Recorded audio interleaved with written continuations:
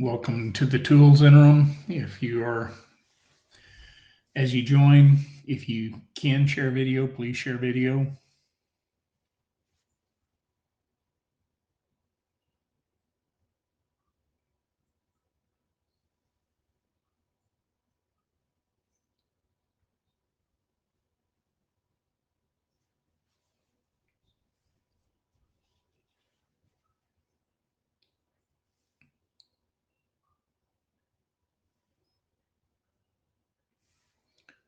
We'll give a couple of minutes for people to finish joining. In that case, I'll go get some coffee in the meantime.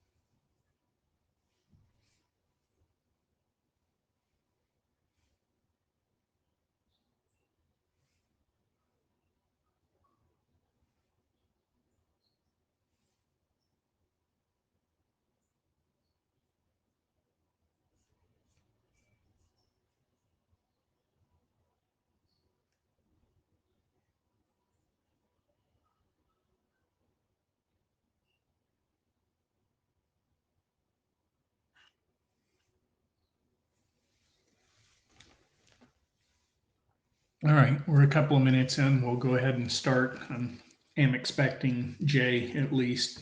So I figure people will be joining as we go along.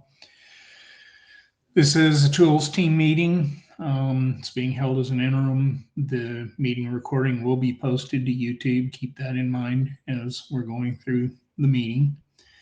If you can share video, please do share video. We'd like to make all of these sessions as much like meeting around a table as we can.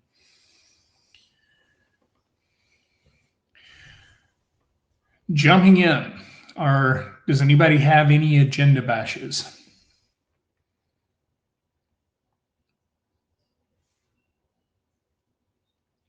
I'm not hearing anything, not seeing anything in chat. So let me ask first, is there anything that we need to do from a tooling perspective for 117 that is not already done or not already clearly in progress?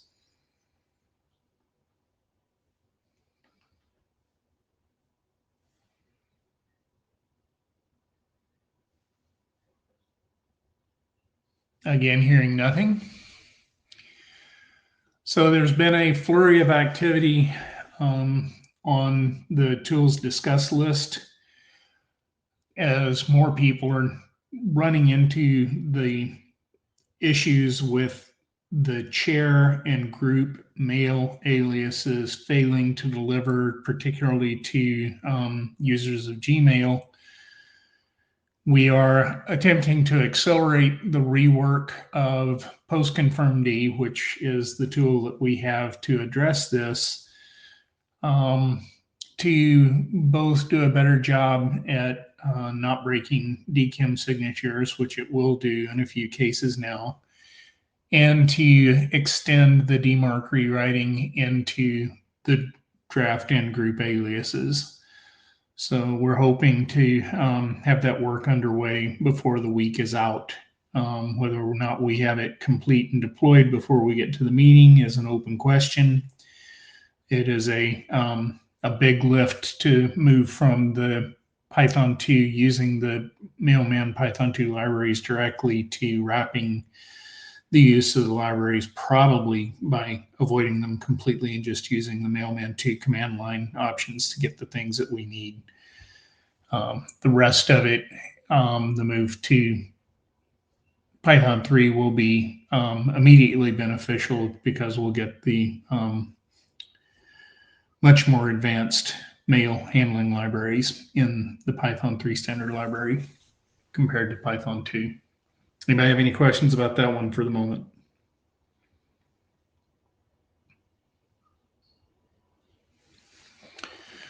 All right. The next thing to report on is where we are on moving our domains into Cloudflare. All of the domains that are listed in the card in that link are both, they're hosted at Cloudflare both as the registrar and the primary DNS provider.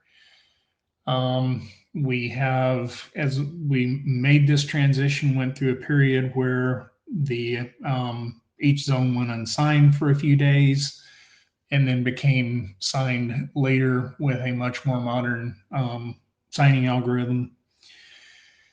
This went very smoothly. The lack of signature went almost unnoticed. We did get one inquiry from someone that was just curious why we didn't do the follow the path where we kept the zones signed through the transitions, and we're helping to explain what was in the way so that in the future the state of what is available to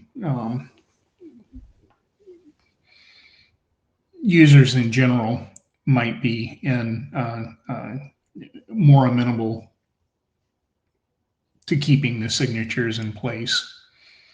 So in short, for us, as we were moving, Cloudflare just didn't support moving a signed zone. So there will be people talking with text and Cloudflare to see if they could improve that. And then we were running into issues with moving off of a very old algorithm for the signature that we had. So as we were putting domains into Cloudflare and enabling the Cloudflare as the DNS primary, we moved many of the names in the zones to be proxies. All of the names that were primarily related to HTTP, HTTPS. That had an unintended consequence for some of the bare domain names, where we found that there were people using FTP and rsync against the bare domain name. We've been addressing those as we've found them, guiding people to using names that aren't being proxied through Cloudflare, and providing better documentation for what to do with these alternate access mechanisms. Going forward, as we make it through the IT transition that's upcoming, these services are going to be on completely different machines. Using the bare domain name for them isn't going to work. So we have been adding proxying to some of the added domains, focusing first on rfceditor.org. And we're tuning the rules that come by default when we proxy through Cloudflare to be appropriate to IETF and RFC editor websites as we're discovering issues. So we haven't had major issues. There've been things like the RPC staff getting challenged because the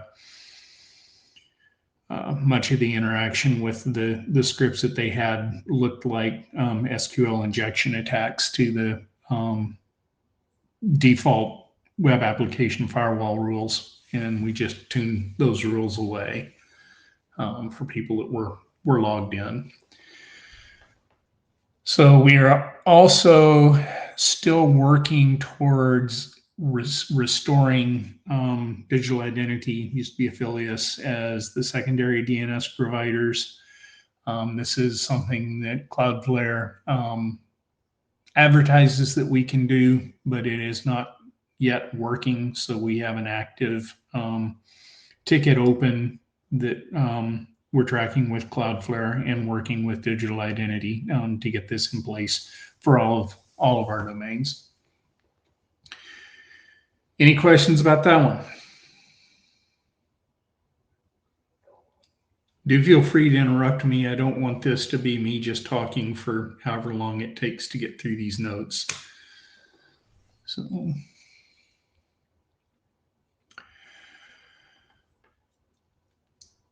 For the next topic, archiving the older meeting wikis, such as the older docu-wikis that are hanging off the registration website.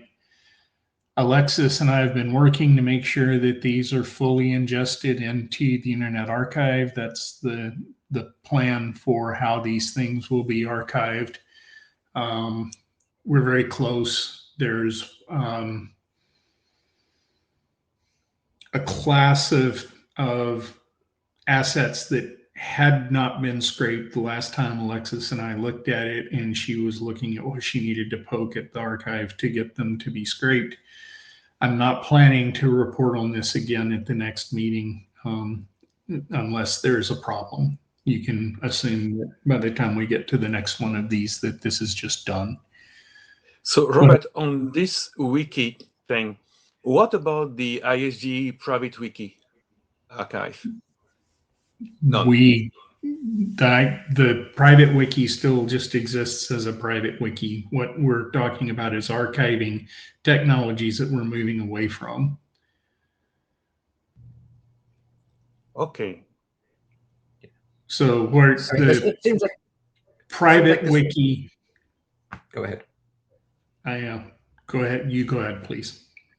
It seems like this will be useful because the NOC had its own wiki for quite a while, and apparently that wasn't being archived anywhere, and the NOC deleted it, and so like no more NOC wiki. All of that content went bye-bye. So this seems like a good thing. So Cindy, where is the IESG private wiki now? Is it moved to a Wiki.js instance, or is it still? Yeah, the ISG private wiki is in Wiki.js. Yeah, but the new one, right? Not every page. I mean, of course, we have an ISG private wiki, which is fine for the multiple reasons, but the archive, that's what I meant from the previous one. Is everything has been converted? I know that many nodes, I mean, the informal nodes has been converted for sure. I wasn't the one who did the transfer of that particular wiki, but my understanding was that everything that was actually still relevant had been moved over. I can double check on that though. Okay, perfect. Thanks in advance.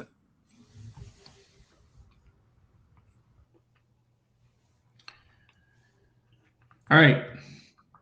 Kasara, you want to talk briefly about the IAB website transition?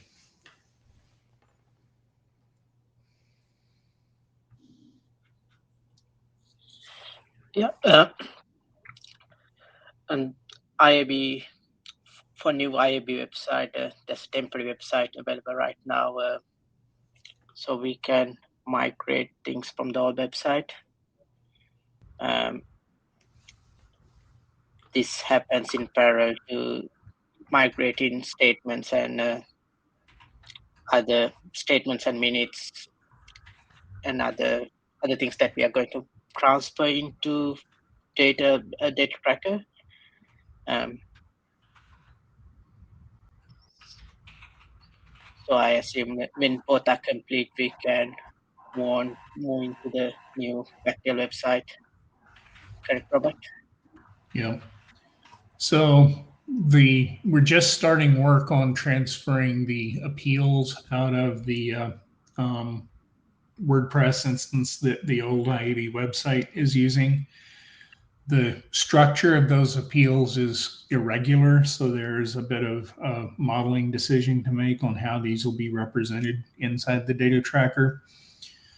They're not going to get moved before 117. I suspect that this will happen in the middle August timeframe, and it's a precondition for switching to the new IAB website. So I suspect that at the earliest, the switchover, at least for the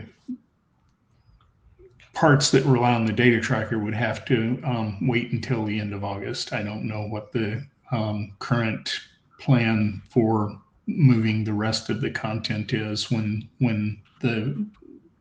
that's expected to be done. Liz or Cindy, do you have a feel for that yet? So yesterday was really the first time that I had actually had a chance to start moving anything over, because this was delivered right as a bunch of meeting deadlines were hitting.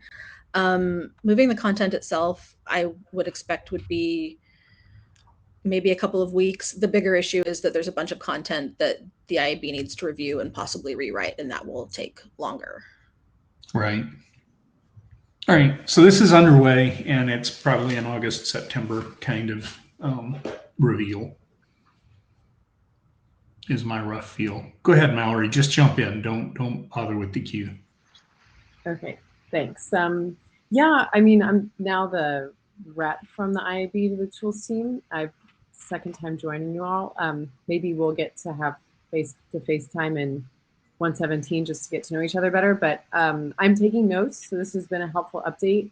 I have also met with Miria just specifically about some of this stuff. I think she was concerned with not all of the things we've requested from the tool team or the websites. There's other issues that we've documented properly on our side. So she's wanting to pass along this institutional memory to me. So I've got sort of a page full of notes, and I'll write to the IAB after this about progress. So I just really appreciate you giving those specifics on timeline, and like the roadmap, I think, is one of the things Miria identified as maybe wanting to have more clarity on.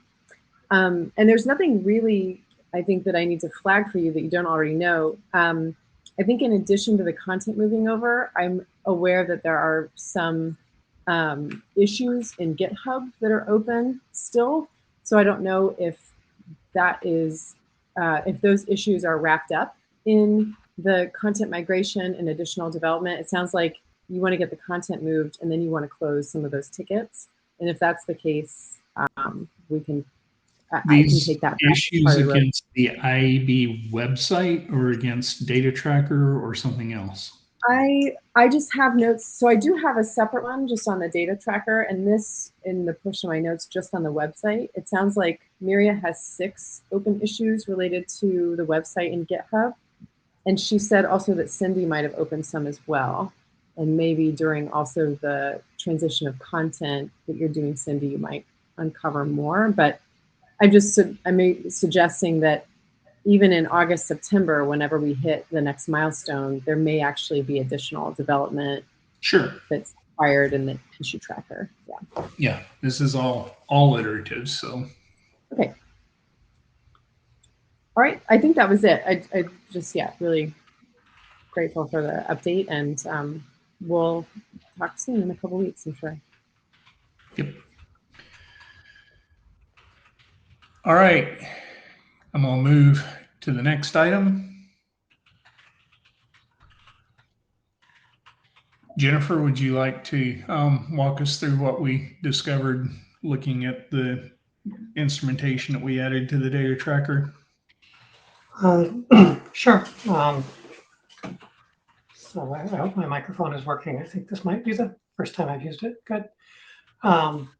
Yes, so I guess since 116, we'd switched the UI for draft submission over to use an asynchronous processing backend, using very similar to the API endpoint that we introduced prior to 116.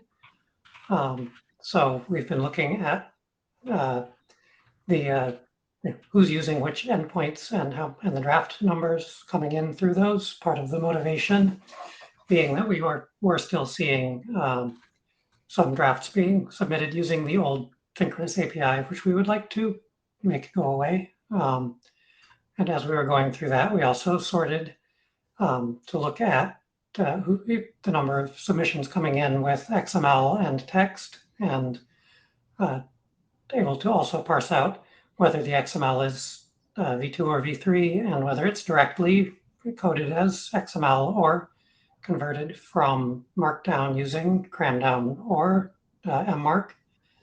And so in the notes page there are the statistics that we got. I guess just about a little shy of 1,400 submissions since the 10.3.0 release came out.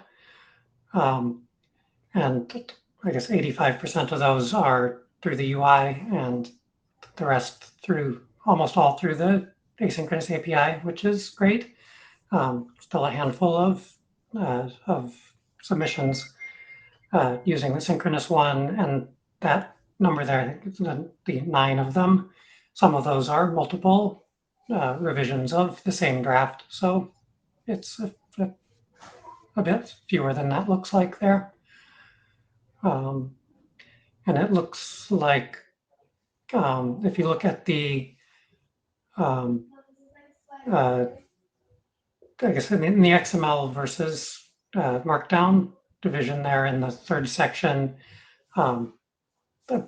almost 50-50. It's, I think, 55 to 45 in favor of people using direct XML over Markdown. About a third of them are still writing in V2. And I guess that's what I'm seeing there. And I have already sent direct mail to the submitters that were using the synchronous API and with pointers on how to move to the async. So.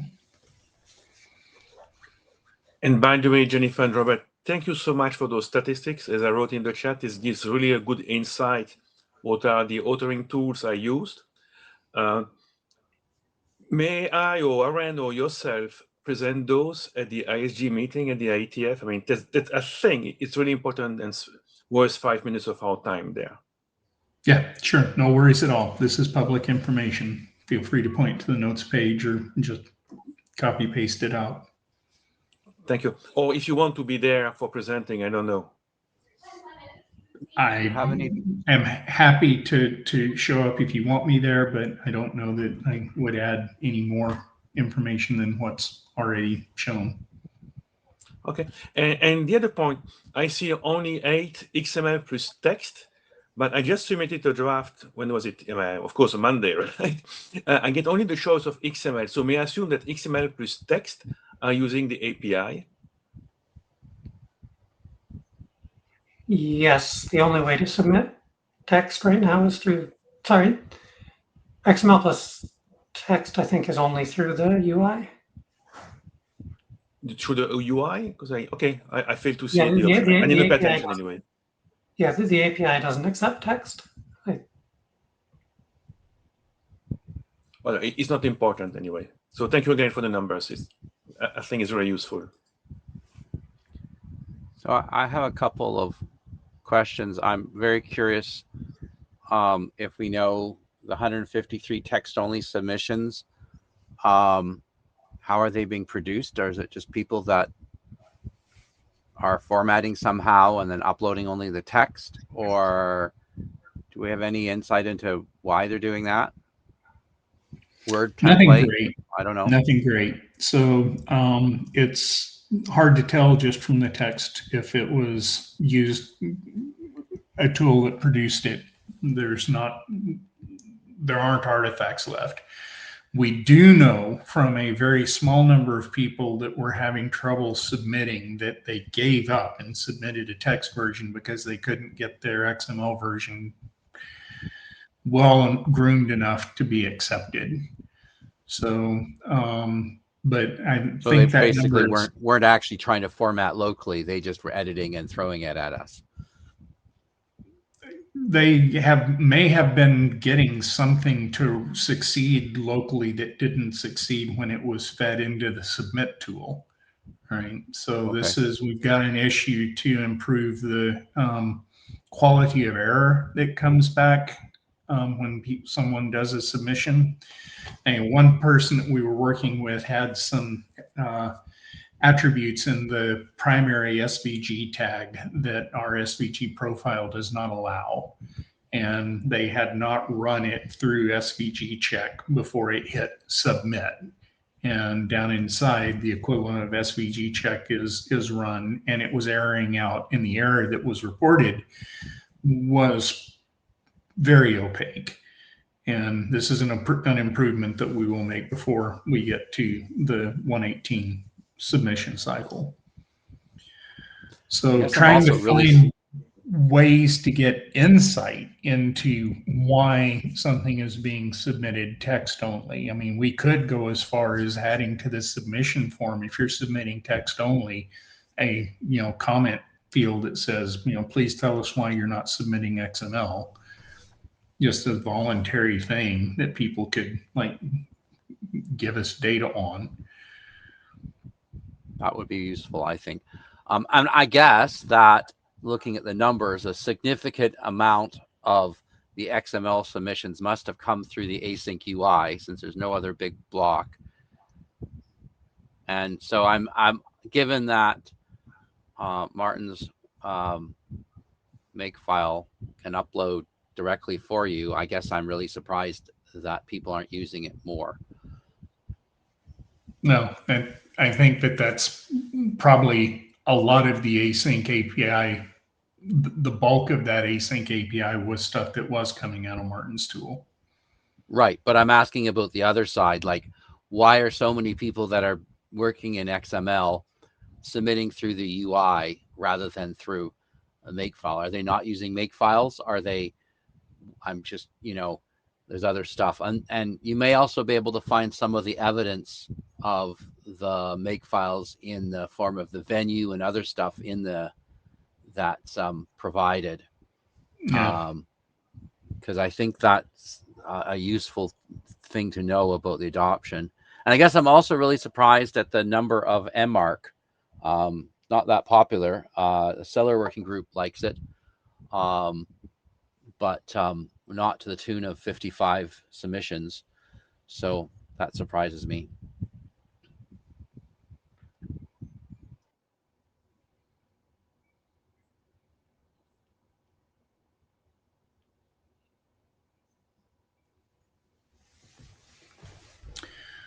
So any ideas that you have, feel free to drop by CodeSprint, or we can talk during the week at 117 about ways that we can further mine the information that's there to try to identify classes of submission.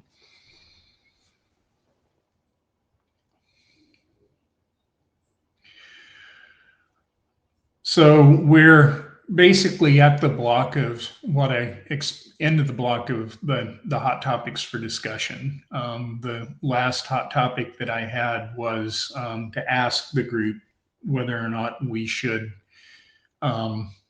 cancel the August 8th call. We quite often do cancel the tools call. It happens right after each IETF meeting. So unless somebody has a strong desire to hold that August 8th meeting, and I will cancel it later in the week.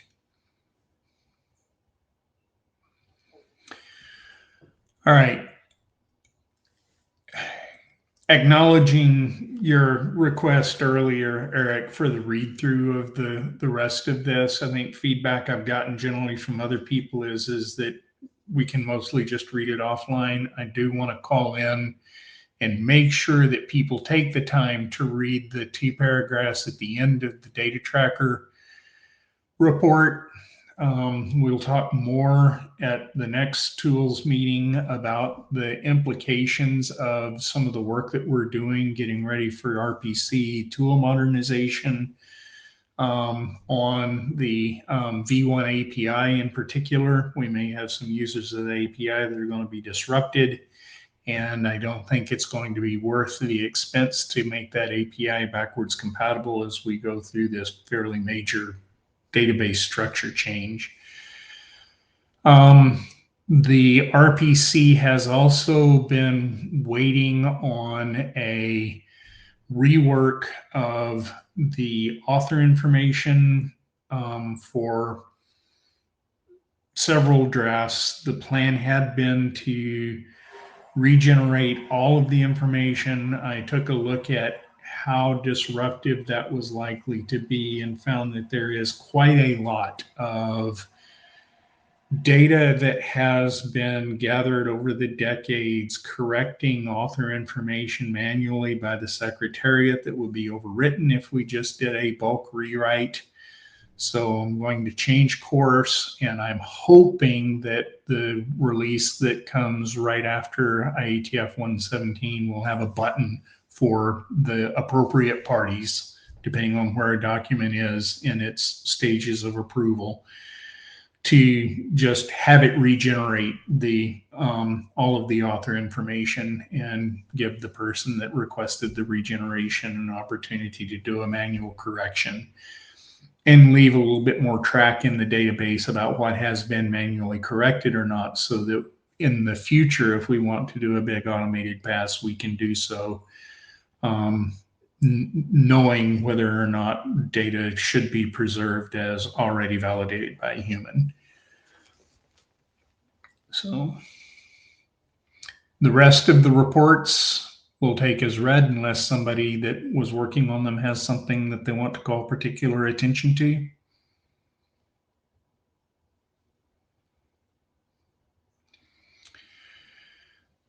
This will take us. Go ahead, Kazara. On XML to RFC, the third bullet point. So there's a draft PR that allows Unicode in all elements. For people who are interested, have a look at it, and you can check out that branch and run drafts against it and see what's the output is. I don't think it's going to get merged anytime soon, but for your information.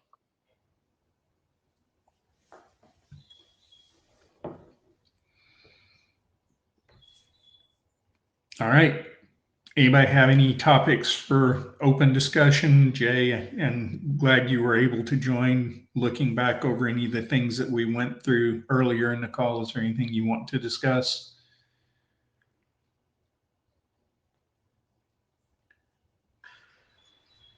So no, nothing to discuss, but if anyone has any questions on any of the bits that I'm doing, like the infrastructure, RFP, or anything else, perhaps, then you can ask me now after.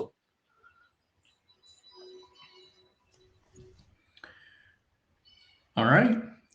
Well, if there aren't any other topics to go through, I want to thank everybody again for spending the time providing feedback and asking questions during these calls.